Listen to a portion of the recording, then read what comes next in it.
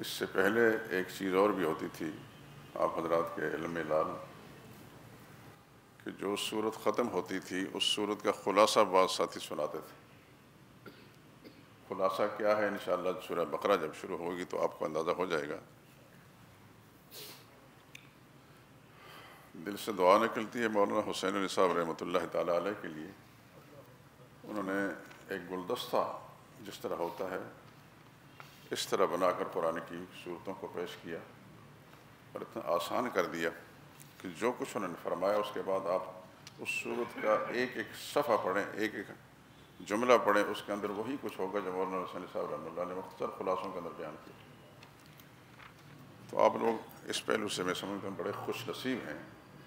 اللہ اس سعادت کو قائم رکھے اور ہمیں بھی توفیق دے کہ اس سلسلے کو جاری و ساری رکھیں اور آپ حضرات کو اتنی صلاحیتیں عطا کر دیں کہ آپ اپنے حلقوں کے اندر قرآن بیان کرنا شروع کر دیں. جیسے جذبہ ہوگا ویسے اللہ پاک کی طرف سے فیصلے آئیں گے انشاءاللہ.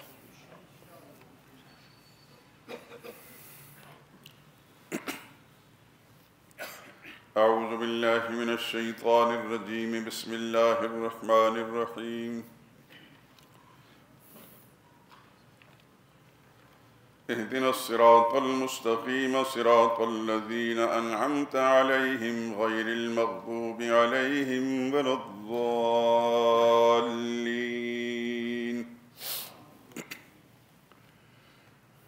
اس کا ترجمہ چونکہ پہلے آپ حضرات پڑھ چکے ہیں اس واسطے میں نے دوبارہ ترجمہ نہیں پڑھایا. انشاءاللہ اگلی صورت کے اندر یہ ساری چیزیں آئیں گی. اس سے پہلے آپ سن چکے ہیں کہ اس سورہ مبارکہ کا نام تعلیم المسئلہ بھی ہے، سوال کرنے کی، اللہ سے مانگنے کی تعلیم. خالق کائنات نے یہ تعلیم دی ہے کہ اللہ سے کس طرح مانگنا ہے. تو آپ یہ بھی سن چکے ہیں، اللہ کرے کہ دل میں یہ بات بیٹھ جائے.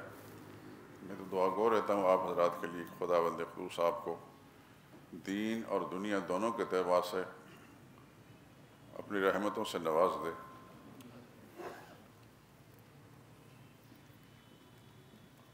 سب سے پہلے الحمدللہ رب العالمین الرحمن الرحیم مالک یوم الدین، یہ اللہ کی حمد و ثنا. یہ سن چکے ہیں کہ اللہ سے مانگنے کا اصول یہی ہے کہ سب سے اللہ تعالیٰ کی حمد و ثنا کی جائے. پھر انسان اپنا رشتہ ذات باری سے جوڑے کہ میں کون ہوں. تو اس کے اندر ایاک نعبد و ایاک نستعین، یا اللہ میں بندہ تیرا ہی ہوں، تیری ہی بندگی کرتا ہوں، عبادت کے سارے انواع اقسام تیری ذات کے لیے بجا لاتا ہوں. اور جب مجھے کوئی مشکل آتی ہے تو یا اللہ تجھ سے مرادیں مانگتا ہوں. یہ تعلق جوڑ دیا. جب تعلق جڑ گیا تو پھر اللہ سے درخواست کرتا ہے اہدنا الصراط المستقیم صراط الذین انعمت علیہم، یا اللہ سیدھی راہ پر چلا، سیدھے راستے پر چلا. آپ سن چکے ہیں کہ سیدھا راستہ کون سا ہے قرآن کریم کی دیگر آیات کے ذریعے سے. وَأَنَّ هَذَا صِرَاطِي مُسْتَقِيمًا فَاتَّبِعُوهُ وَلَا تَتَّبِعُوا السُّبُلَ. سورہ انعام کے ایک مقام میں اللہ تعالیٰ نے بہت سارے احکام بیان کیے کہ یہ کرو، یہ کرو، یہ کرو، یہ نہ کرو، یہ نہ کرو، یہ نہ کرو. اور آخر میں فرمایا وَأَنَّ هَذَا صِرَاطِي مُسْتَقِيمًا، یہ میرا سیدھا راستہ ہے. فَاتَّبِعُوهُ، اس پر چلو، وَلَا تَتَّبِعُوا السُّبُلَ، اس کو چھوڑ کر دوسرے راستوں پر مت چلو. فَتَفَرَّقَ بِكُمْ عَنْ سَبِيلِهِ، وہ راستوں جن پر تم چلو گے قرآن کو چھوڑ کر وہ تمہیں اللہ سے دور پھینک دیں گے. اسی طریقے سے عیسیٰ علیہ السلام کے تذکرے میں قرآن کریم کے اندر دو جگہ میں فرمایا. عیسیٰ علیہ السلام اللہ کی بارگاہ میں التجا کرتے ہوئے یہ بھی کہتے ہیں ان اللہ ربی و ربکم فاعبدوہ، یقین اللہ میرا بھی رب ہے تمہارا بھی رب ہے. فاعبدوہ، اسی کی بندگی کرو. ھذا صراط مستقیم، یہ صراط مستقیم ہے. سورہ یاسین میں ایک جگہ آتا ہے آپ کو یاد ہوگی وَأَنِ اعْبُدُونِی ھذا صراط مستقیم، میری ہی بندگی کرو، یہی صراط مستقیم ہے. جس صراط مستقیم کا تم اللہ کی بارگاہ میں درخواست کرتے ہو، التجا کرتے ہو، تو وہ صراط مستقیم کیا ہے؟ اللہ کی توحید کے عقیدے پر قائم رہنا، اس کے عمل پر قائم رہنا. عیسیٰ علیہ السلام کے تذکرے میں دو مرتبہ یہ فرمایا گیا. اور سورہ یاسین میں اللہ پاک فرماتے ہیں بندے کو وَأَنِ اعْبُدُونِی، اے بندو میری ہی بندگی کرو.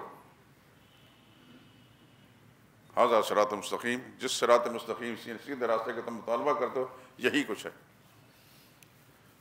تو سب سے پہلے صراط مستقیم بتایا گیا کہ صراط مستقیم کیا ہے، پھر ساتھ بتایا صراط الذین انعمت علیہم، یہ ان لوگوں کا راستہ جن پر اللہ تو نے انعام فرمایا۔ آپ سن چکے ہیں وہ انعام والے، سورہ نساء کی ایک آیت کے حوالے سے، وہ انبیاء ہیں، صدیقین ہیں، شہداء ہیں، صالحین ہیں۔ صالحین سے مراد اولیاء اللہ، نبیوں کا راستہ ہے، صدیقین کا راستہ ہے، شہداء کا راستہ ہے اور اولیاء اللہ کا راستہ ہے۔ تو بندہ درخواست کرتا ہے یا اللہ مجھے صراط مستقیم پر چلا۔ صراط مستقیم کون سا ہے؟ صراط الذین انعمت علیہم، ان کا یعنی اس پہ حوالہ بھی دیتا ہے یا اللہ ان لوگوں کے راستے کی میں درخواست کر رہا ہوں جن پر تیرا انعام ہوا ہے، وہ انبیاء ہیں، صدیقین ہیں، شہداء ہیں اور صالحین یعنی اولیاء اللہ ہیں۔ ساتھ ہی فرمایا غیر المغضوب علیہم، یا اللہ جن لوگوں کے طریقے پر راستے پر چلنے کی میں درخواست کرتا ہوں وہ نبیوں کا راستہ ہے، شہیدوں کا راستہ ہے، شہداء کا راستہ ہے، صدیقین کا راستہ ہے، صالحین کا راستہ ہے، لیکن ساتھ ہی فرمایا غیر المغضوب علیہم، یہ وہ لوگ ہیں ان پر یا اللہ تیرا غضب نازل نہیں ہوا۔ خود ہی اللہ کی بارگاہ میں جا کر یا اللہ ان پر غضب تیرا نازل نہیں ہوا اور نہ یہ گمراہ ہوئے ہیں۔ غضب کس پر نازل ہوا؟ قرآن کریم کے مختلف مقامات سے ہمیں معلوم ہوتا ہے کہ یہ وباؤ بغضب علی غضب، یہودیوں کے تذکرے میں قرآن کریم کے اندر اللہ نے بار بار اپنے غضب کا ذکر فرمایا۔ قرآن کریم کے اندر یہودیوں کے تذکرے میں یہ فرمایا لعن الذین کفروا من بنی اسرائیل علی لسان داؤد و عیسی ابن مریم، اللہ کی پھٹکار اور لعنت بھیجی دو پیغمبروں کی زبان سے، ایک داؤد علیہ السلام اور دوسرا عیسیٰ علیہ السلام، اور بنی اسرائیل لعن الذین کفروا من بنی اسرائیل، مراد اس میں یہ بات ایک ذہن نشین فرما لیں، بنی اسرائیل کا معنی ہے اسرائیل کے بیٹے۔ دھیان سے سنیں میری بات، اسرائیل کے بیٹے، اسرائیل کون تھے؟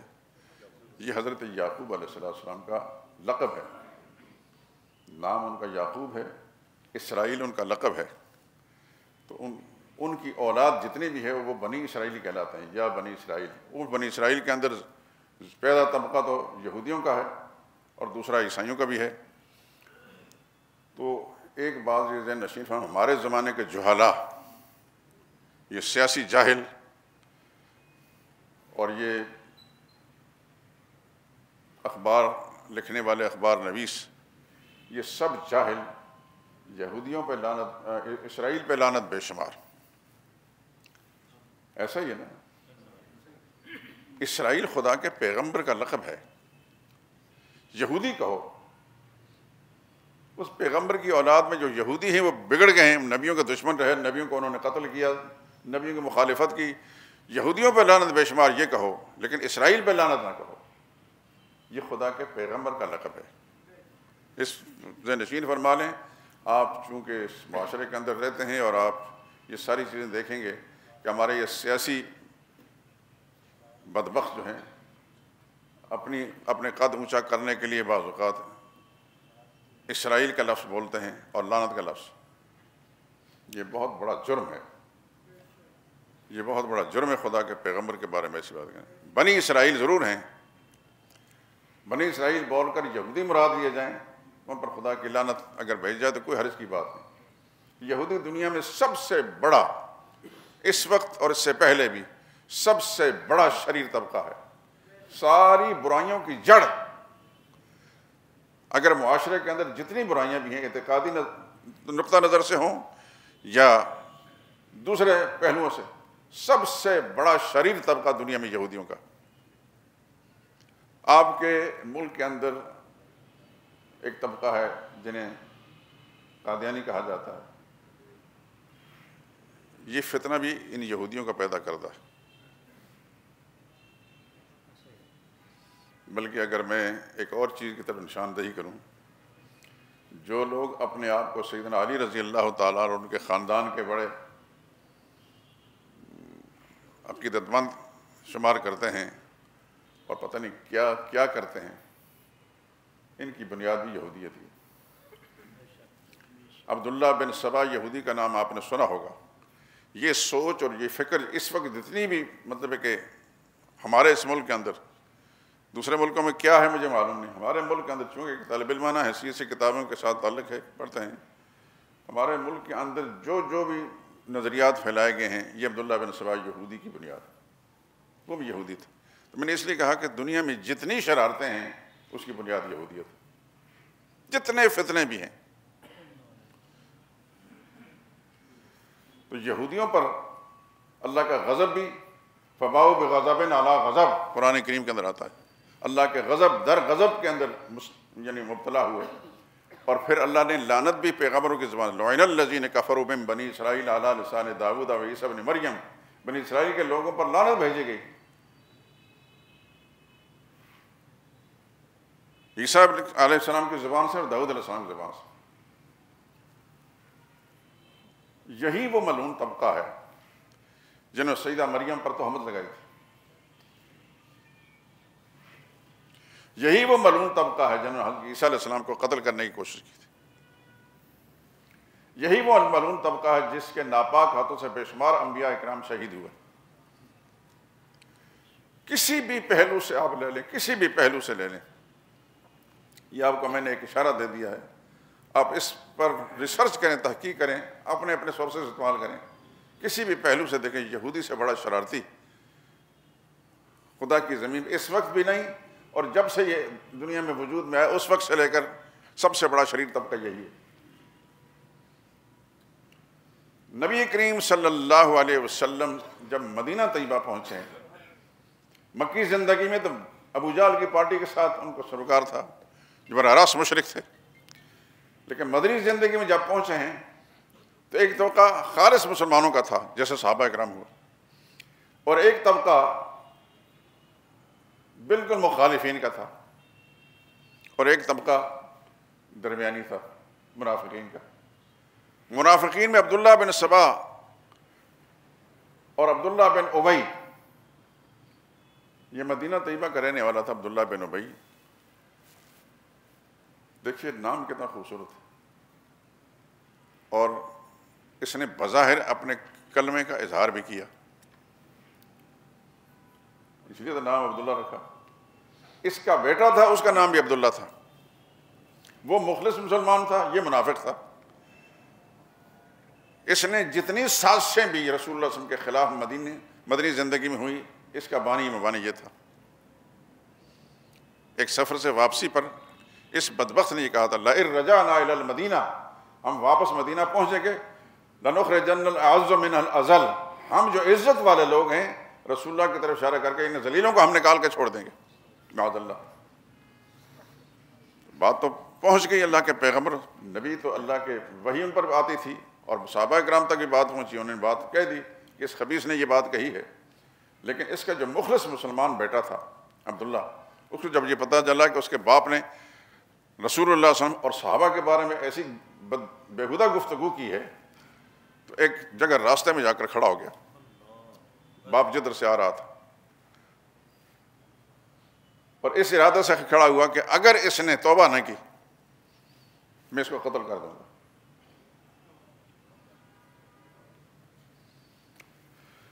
یہ یاد رکھیں، جو سچے ایمان والے تھے نا، پکے ایمان والے، ان کی کیفیت ایسی تھی کہ سارے رشتے جو ہے وہ حیث تھے اس ایمان اور اسلام کے مقابلے میں۔ آپ سن چکے ہیں سیدنا ابوبکر صدیق رضی اللہ تعالیٰ عنہ نے اپنے بوڑھے باپ کو تھپڑ مارا، زمین پر گر گئے، صرف اس لیے کہ اس کی زبان سے رسول اللہ کے شان میں گستاخی کا جملہ نکلا۔ تو عبداللہ بن عبداللہ نے باپ سے کہا کہ کہو بل بنا کہو کہ میں ذلیل ہوں، رسول اللہ صلی اللہ علیہ وسلم اور صحابہ کرام عزت والے ہیں، جب تک اس کی زبان سے کہلایا نہیں کہ میں ذلیل ہوں، ہم ذلیل ہیں، نبی کریم صلی اللہ علیہ وسلم ذلیل نہیں، وہ عزت والے ہیں، ان کا ساتھی بھی عزت والے ہیں، اس وقت تک چھوڑا نہیں اس کو۔ تو پختہ ایمان اللہ سب کو نصیب کرے، اور ایسا ایمان نصیب کرے کہ اس کے مقابلے میں دنیا کے سارے مفادات اور سارے رشتے ناطے کچھ بھی نہ ہوں۔ سب سے بڑی چیز ایمان اور خدا کی جواب دہی کا احساس، جس کا پختہ ایمان ہوگا وہ رسول اللہ صلی اللہ علیہ وسلم کی ذات کے ساتھ۔ ایک جگہ میں آپ کو قرآن کی ایک آیت بتاتا ہوں، آپ دیکھ لیں کہ اللہ تعالیٰ نے اہل ایمان کی کیا شان بیان کی ہے۔ صفحہ 245 نکالیے۔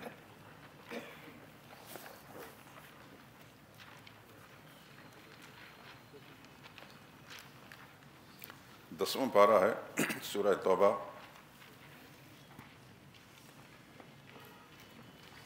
اس کی 23ویں آیت، یعنی اس صفحے کی آخری 2 لائنیں۔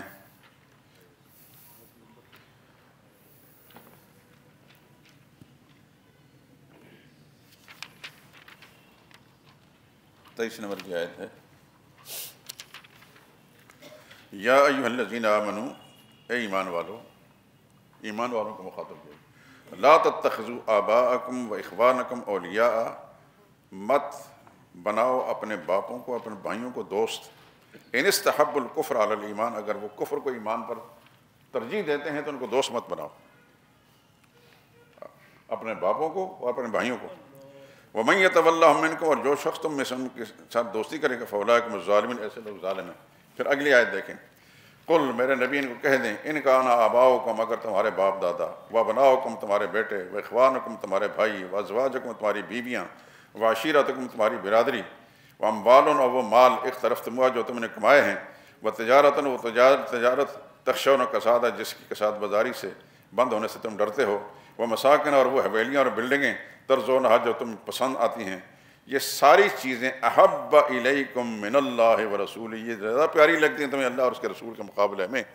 دیکھیں اس میں سب سے پہلے باپ، بیٹے، بھائی، بیویاں، برادری اور مال اور تجارت اور بلڈنگیں، ان سب کا ذکر کر کے فرمایا اگر یہ ساری چیزیں تمہیں اللہ اور اس کے رسول کے مقابلے میں زیادہ پسند کرتی ہیں اور اللہ کے راہ میں جہاد کرنے سے زیادہ پسند ہیں، فتربصوا، پھر خدا کے عذاب کا انتظار کرو، حتیٰ یاتی اللہ بامرہ، اللہ پر عذاب لائے، واللہ لا یہدی القوم الفاسقین، اللہ فاسقوں، نافرمانوں کو ہدایت نہیں دیتا۔ قرآن نے واضح طور پر کہہ دیا ایمان کے مقابلے میں نہ باپ ہے، نہ بیٹا ہے، نہ بیوی ہے، نہ رشتہ دار ہے، نہ برادری ہے، نہ بلڈنگیں ہیں، نہ عمارتیں ہیں، نہ کاروبار ہے۔ ایک مومن کی نشانی قرآن کریم میں بیان کر دی۔ اور صحابہ کو جب قرآن سمجھ میں آیا نبی کی زبان سے تو صحابہ پھر اس کا معیار تھے، اس کا مصداق تھا۔ انشاءاللہ آگے چلیں گے تو یہ ساری چیزیں کھل کر آتی رہیں گی۔ تو اللہ سے درخواست کی کہ یا اللہ مجھے صراط مستقیم پر چلا، یعنی ان لوگوں کے راستے پر یا اللہ جن پر تو نے انعام فرمایا، اور ساتھ ہی پھر نشاندہی کی انعام جن پر کیا گیا غیر المغضوب ان پر یا اللہ غضب نہیں ہوا، تیرا غضب نازل نہیں ہوا، اور غضب جس پر نازل ہوا وہ یہودی ہیں یا یہودیوں کے مشن پہ چلنے والے، جیسے منافقین مدینہ ہوا۔ اور اس زمانے کے جو منافقین ہیں، میں آپ کو کیا بتاؤں، آپ مجھ سے زیادہ سمجھدار ہوشیار ہیں، سب سے بڑا منافق طبقہ جو ہے یہ سیاسی لوگ ہیں،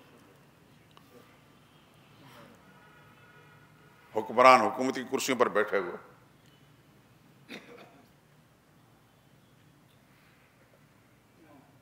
یہ پرنٹ میڈیا والے، الیکٹرانک میڈیا والے، ان کو ایک ہی قطار کے اور شمار کے لوگ آپ سمجھیں۔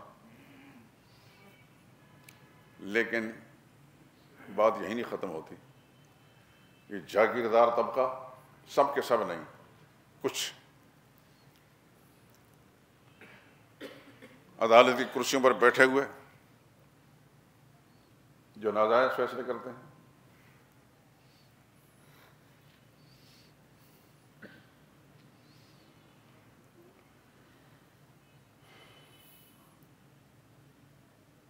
اور افسوس کے ساتھ یہ کہنا پڑتا ہے، ہم فوج، اپنی پاکستانی فوج کی عزت کرتے ہیں، اس کا دفاع کرنا اخلاقی طور پر ہم سب کا فرض ہے۔ ہر محب وطن اپنی فوج کے ساتھ محبت رکھتا ہے، اور ہمارا معاملہ بھی ایسا ہے۔ اور موجودہ جو ہمارے جرنیل ہیں، جو کچھ ہمیں اطلاع ملی ہے، براہ راست رابطہ تو نہیں ہوا، خدا کا شکر ادا کرتے ہیں کہ ایک دیندار اور قرآن کا حافظ اور ہاشمی خاندان کا، اللہ تعالیٰ ان کو اسی طرح ان سے کام لے جیسا ان کے بارے میں شہرت ہے۔ لیکن اس سے پہلے ایسے لوگ بھی گزرے ہیں جن پر پھٹکار بھیجی جا سکتی ہے، پرویز مشرف انہی میں سے تھا۔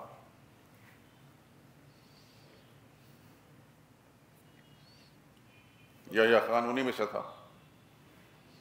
اس قسم کے بے شمار لعنتی گزرے ہیں۔ میں اکثر کہا کرتا ہوں 4 جیم جو ہیں اس میں جاگیردار، جج، جرنیل اور جرنلسٹ، اس میں اچھے لوگ بھی ہیں، اس کا استثناء نہیں کیا جا سکتا کہ سارے کے سارے برے، اچھے لوگ بھی ہیں لیکن بہت تھوڑی تعداد میں۔ اور جس زمانے میں آپ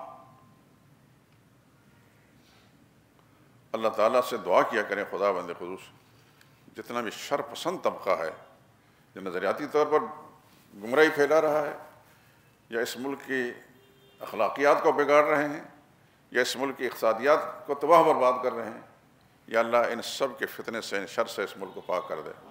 یا اللہ تیری نظروں کے اندر جو بہتر لوگ ہیں یا اللہ ان کو اقتدار کے منصب پر پہنچا دے اور ان کو استحکام نصیب فرما، اور جتنے منافق لوگ ہیں اس ملک کے اخلاقیات کو بگاڑنے والے، یا اللہ ان سب سے اس ملک کو پاک کر دے اپنی رحمت کا۔ تو بہتر جانتا ہے تیری نزدیک کون صحیح ہے اور کون غلط ہے، اس کی تفصیلات ہمیں معلوم ہے، تجھے معلوم ہے، لیکن ماضی کے تجربہ ایسی قسم کے ان طبقات کے اندر غلط لوگ بھی رہیں، ان کی وجہ سے بہت نقصانات ہوئے۔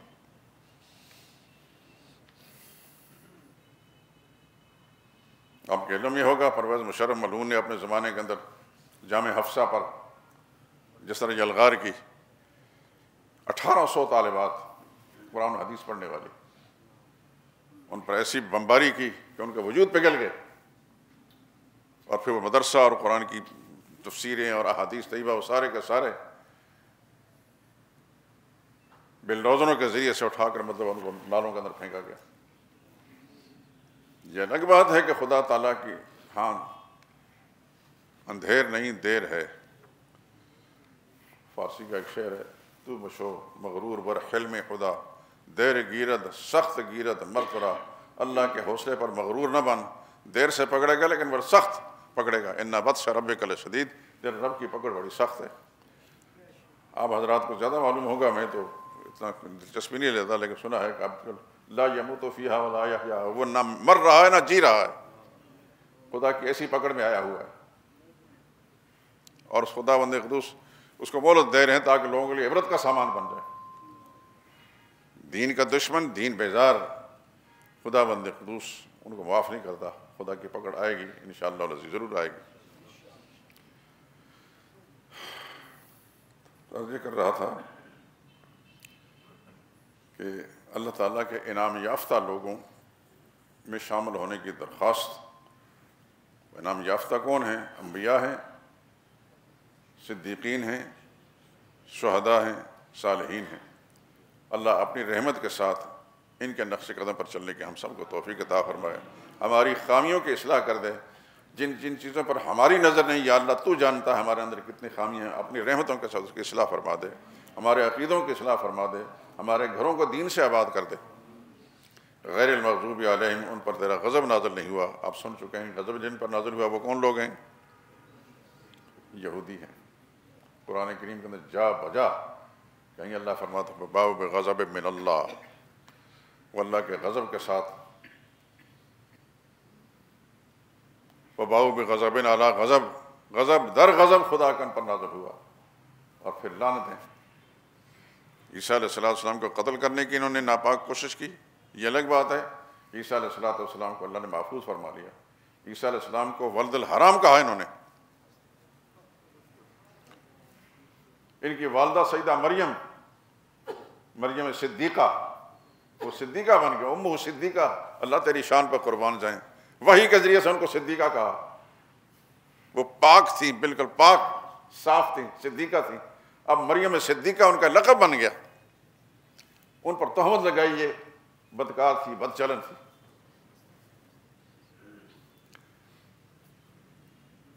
مرزا غلام محمد قادیانی دجال نے بھی اس طرح انبیاء کی توہین کی۔ اس ملعون نے اس حد تک لکھا سیدنا حسن اور سیدنا حسین ان کے بارے میں، یہ تو میرے جوتوں کے تسمے باندھنے کے قابل بھی نہیں تھے۔ لیکن عجیب ملک ہے، یہ عجیب ملک ہے، اسلام کے نام پر بنایا گیا ملک، اس کا مقتدر طبقہ اپنے ذاتی مفادات کی خاطر جو ہے اس کو کھلی چھٹی دے رکھی قادیانی، اور اب اور یہ ماضی میں جو پچھلی حکومت گزری انہوں نے تو بے شمار عہدے دے رکھے ہیں قادیانیوں کو، اور شاید موجودہ حکومت کے اندر بھی قادیانیوں کو عہدے دیے ہوئے، اپنے ذاتی مفاد کی خاطر یہ سب کچھ قربان کرنے کے لیے تیار ہوتے ہیں۔ خدا کے جواب دہی کا احساس نہیں، نہ مرنے کا احساس ہے کہ خدا کے سامنے جائیں گے تو کیا جواب دیں گے ہم۔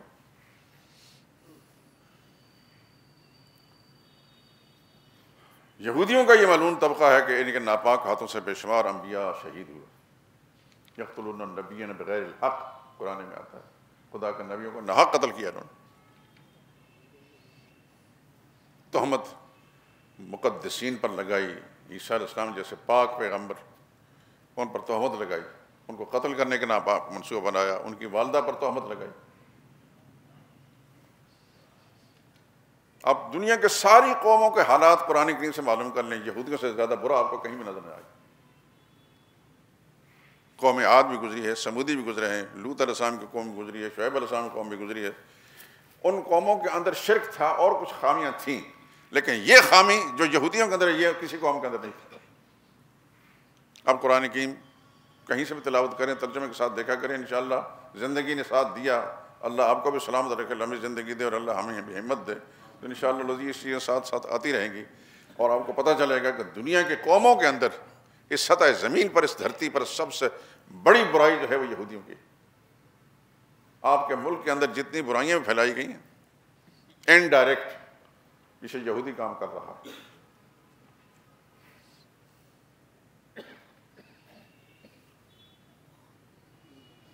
دنیا میں سب سے کم تعداد ہے لیکن سب سے بڑا فتنہ یہ، اس لیے مفسرین نے غیر المغضوب علیہم، یا اللہ وہ منعم علیہم جن پر تیرا انعام نازل ہوا، یہ وہ لوگ ہیں جن پر تیرا غضب نازل نہیں ہوا، تو غضب جس پر نازل ہوا وہ یہودی ہیں۔ اگرچہ منافقین بھی ایسے ہی ہیں لیکن وہ بالطبع ہیں، اصل طبقہ ان کا سب سے پہلے نمبر پر وہ یہودی ہیں۔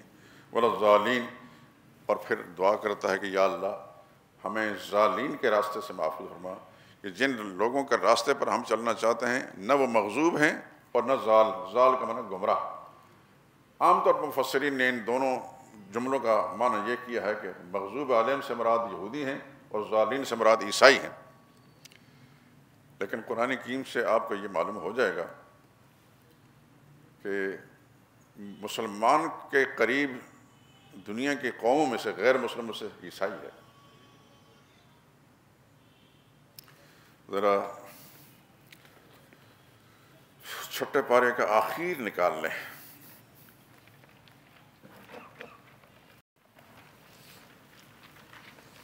صفحہ 156۔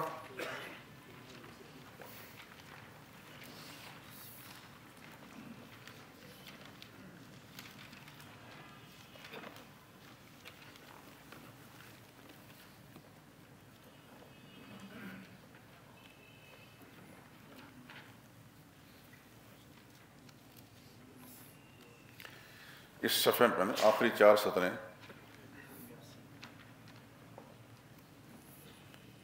آیت نمبر 82، یہی ہے نا؟ لَتَجِدَنَّ أَشَدَّ النَّاسِ عَدَاوَةً لِلَّذِينَ آمَنُوا الْيَهُودُ، کتنا واضح طور پر اللہ پاک نے نشاندہی فرمائی۔ لَتَجِدَنَّ، ضرور پاؤ گے تم، اشد الناس، سب سے زیادہ لوگوں کے مقابلے میں، عداوتاً دشمنی میں، الذین آمنوا، مسلمانوں کے، کس کو پاؤ گے؟ الیہود، یہود کو۔ ایمان والوں کا سب سے بڑا دشمن دنیا میں یہودی ہے، پہلے نمبر پر۔ پھر فرمایا والذین اشرکوا، اور پھر مشرکوں کو۔ مشرک آپ کا پڑوسی ملک ہندوستان کے اندر دشمن ہے آپ کا، لیکن اس کو اللہ نے دوسرے نمبر کا دشمن قرار دیا ہے۔ پہلے نمبر کا دشمن جو یہودیوں کا، اشد الناس عداوۃ، سب سے زیادہ عداوت والا ایمان والوں کے کون ہے؟ یہودی ہے۔ اور پھر دوسرے نمبر والذین اشرکوا، اور وہ لوگ پھر جو مشرک ہیں۔ وَلَتَجِدَنَّ أَقْرَبَهُمْ، اور ضرور پاؤ گے تم ان سب سے نزدیک، مودۃً، محبت کرنے میں، للذین آمنوا ایمان والوں کے، کس کو پاؤ گے؟ الذین قالوا انا نصارى، وہ لوگ جو کہتے ہیں ہم عیسائی ہیں۔ عیسائی مسلمان کے قریب ہے، یہ میں نہیں کہتا، خدا کے قرآن سے معلوم ہوتا ہے۔ یہی وجہ ہے کہ مسلمان ملکوں کے اندر بے شمار عیسائی، آپ کے ملک کے اندر بے شمار عیسائی ہیں۔ خرابیاں ہمارے اندر بھی موجود ہیں، عیسائیوں کے اندر بھی ہوگی، لیکن عیسائی امن کے ساتھ رہتے ہیں اور سکون کے ساتھ رہتے ہیں، اور مسلمان ملکوں کے اندر اس ملک کی کامیابی کے لیے کوششیں کرتے ہیں۔ لیکن آپ کے ملک کے اندر نمایاں طور پر یہودی کہہ کر کوئی نہیں رہ رہا ہوگا، اگر ہیں تو منافقانہ طور پر، اور شاید کہ یہ سیاسی لوگ جو ہیں ان کے اندر کوئی یہودی چھپا ہو، لیکن منافقانہ طور پر، علانیہ نہیں، لیکن وہ جسے کہتے ہیں کہ انگلیوں میں گنے جا سکتے ہیں۔ لیکن عیسائی آپ کے ملک کے اندر لاکھوں کی تعداد کے اندر موجود ہیں، سکون سے اپنا کام کر رہے ہیں، دیگر ممالک کے اندر بھی موجود ہیں، ان کے اندر بھی غلط لوگ ہیں جیسے ہمارے مسلمانوں کے اندر غلط لوگ ہیں، لیکن مجموعی طور پر مسلمانوں کے ساتھ غیر قوموں میں سے اگر کوئی امن کے ساتھ رہنے والی تو صرف یہ عیسائی ہے۔ اور اللہ نے فرمایا وَلَتَجِدَنَّ أَقْرَبَهُم مَوَدَّةً، تم ضرور پاؤ گے سب سے زیادہ محبت کرنے میں للذین آمنوا ایمان والوں کے، الذین قالوا إِنَّا نصارى، وہ لوگ جو اپنے آپ کہتے ہیں ہم عیسائی ہیں۔ پھر آگے اللہ فرماتا ہے ذَلِكَ بِأَنَّ مِنْهُمْ قِسِّيسِينَ، اس کی وجہ ہے کہ ان عیسائیوں کے اندر کچھ پڑھے لکھے لوگ ہیں، علماء ہیں، ورہبان، اور درویش قسم کے لوگ ہیں، وَأَنَّهُمْ لَا يَسْتَكْبِرُونَ، دوسرا وہ تکبر نہیں کرتے۔ آپ حضرات کو اپنا تجربہ ہوگا، مجھے بھی اپنا تجربہ ہے، ہمارے ہاں یہ عیسائی کام کرتے ہیں، مجھے 50 سال ہونے کو ہیں، کوئی ایک ایسا بھی نہیں گزرا جو جس میں تکبر ہم نے دیکھا۔ شرارتیں کس میں نہیں، ہمارے اندر تھوڑی شرارتیں، لیکن متکبر کوئی بھی نہیں رہا، اسلام کے خلاف کوئی بات کرنے والا نہیں۔ ہمارے ہاں ایک عیسائی بیٹھتا ہے، وہ عربی زبان ٹھیک ٹھاک بولتا ہے، شام کو بیٹھتا ہے، لیکن کبھی آپ نے یہودیوں سے واسطہ پڑھا؟ کبھی آپ، اللہ اپنی حفاظت میں رکھے آپ کے ملک کو اس قسم کی سوچ سے، اس فکر سے بھی اللہ محفوظ ہے۔ تو یہ میں نے قرآن کی آیت آپ کے سامنے پیش کر دی کہ مسلمان کا سب سے بڑا دشمن، پہلا نمبر کا دشمن یہودی ہے، پھر مشرک ہے، لیکن عیسائی یہ مسلمانوں کی دوستی کے قریب ہے۔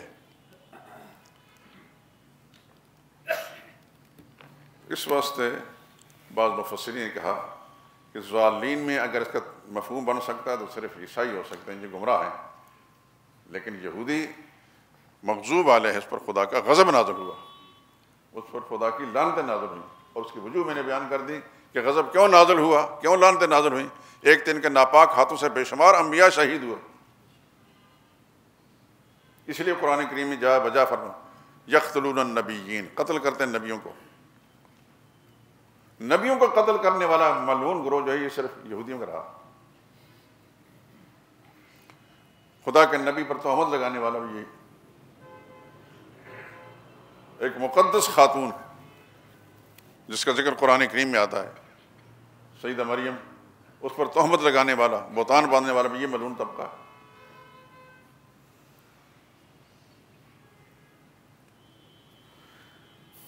تو غیر المغضوب علیہم صراط الذین انعمت علیہم، ان لوگوں کے راستے پر چلا یا اللہ جب تم نے نہ فرمایا ہے، غیر المغضوب علیہم، ان پر غضب بھی نہیں ہوا جیسے یہودیوں پر ہوا، ولا الضالین، اور یا اللہ وہ گمراہ بھی نہیں ہوئے۔